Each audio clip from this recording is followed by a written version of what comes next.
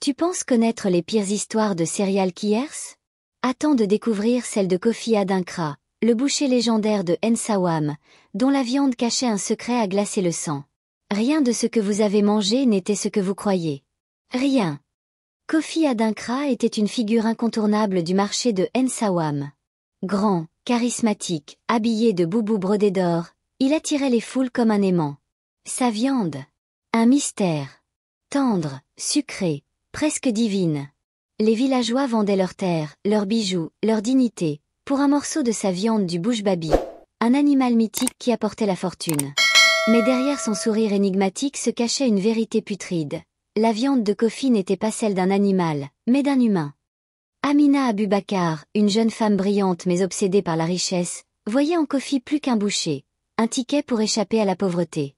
Malgré les avertissements de sa mère, Néné YK Azantois, sa fortune sans le sang, Amina harcela Kofi avec des plats faits maison, des compliments, et une détermination sans faille. Et Kofi, pour la première fois, céda. Mais ce pacte allait le condamner, et la tuer. Kofi n'était pas juste un boucher. Il était l'esclave d'un prêtre nommé Anansi, un esprit araignée qui lui avait offert la richesse, en échange de sacrifices humains. Chaque mois, Kofi devait offrir une âme. Et Amina fut choisie. Lorsqu'elle entra dans son manoir, elle pensait vivre un conte de fées. Elle y trouva la mort.